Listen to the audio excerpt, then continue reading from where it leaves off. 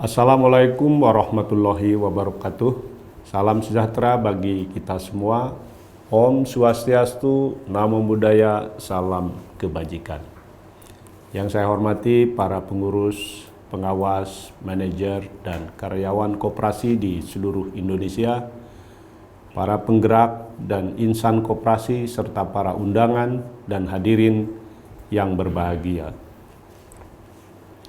Marilah kita panjatkan puji syukur kehadirat Allah Subhanahu wa Ta'ala, Tuhan yang Maha Esa, karena atas rahmat dan hidayahnya kita semua dapat berkumpul dalam rangka memperingati Hari Koperasi Nasional ke-73 tahun 2020. Hadirin yang berbahagia, sebagaimana kita ketahui bersama, saat ini bangsa Indonesia sedang menghadapi ujian di tengah pandemi COVID-19,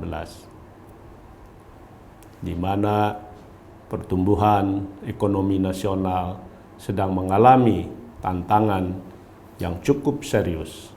Angka kemiskinan dan pengangguran meningkat. Dunia usaha, terutama koperasi dan UMKM, mengalami dampak yang berat dari sisi produksi, pemasaran, dan pembiayaan. Tantangan baru yang dihadapi oleh dunia perkoperasian tidak hanya sekedar mengubah cara berbisnis dengan memanfaatkan perkembangan teknologi digital dan inovasi produk, tetapi juga menjadi momentum untuk menghadirkan visi baru di tengah perubahan sosial ekonomi yang sangat dinamis. Hadirin yang berbahagia, ada sejumlah inisiatif yang sedang kita lakukan untuk penguatan dan modernisasi koperasi. Antara lain, pertama, melakukan perbaikan ekosistem kemudahan usaha yang memungkinkan koperasi bisa mengakses pasar yang lebih luas, pembiayaan, serta mengembangkan kapasitas usaha seluas-luasnya.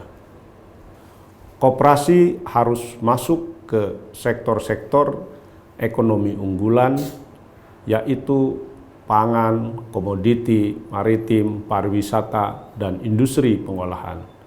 Masa depan Indonesia berada pada generasi milenial. Koperasi harus masuk pada sektor ekonomi kreatif, di mana anak-anak muda saat ini banyak terlibat dalam sektor tersebut. Koperasi yang saat ini sudah aktif, baik itu koperasi produsen, koperasi konsumen, koperasi jasa, koperasi simpan pinjam, dan lain-lain, harus berada pada kesatuan ekosistem yang terintegrasi satu sama lain. Saat ini sumber dan saluran pembiayaan yang ramah untuk UMKM dan koperasi tengah kami benahi, dan LPDB sudah kita tetapkan 100% penyalurannya untuk koperasi dengan prosedur yang lebih mudah. Koperasi simpan pinjam, bank wakaf mikro, dan BMT bisa menjadi mitra saluran pembiayaan untuk UMKM.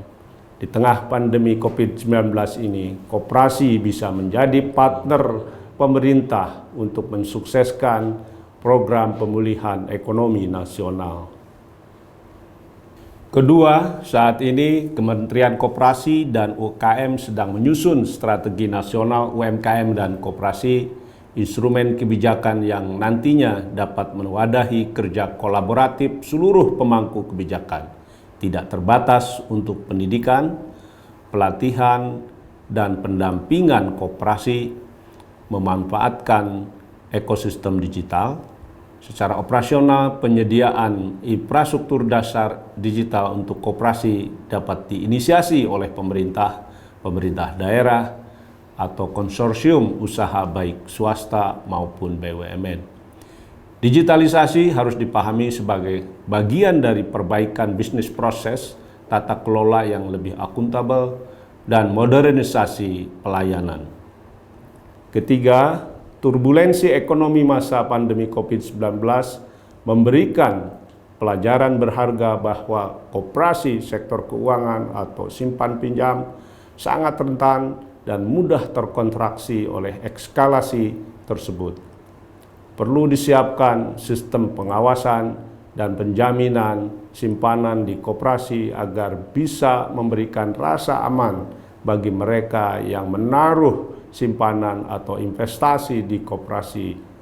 Hadirin yang berbahagia, kita berharap agar koperasi di Indonesia mampu menjawab tantangan zaman dan bersaing dengan pelaku ekonomi lainnya.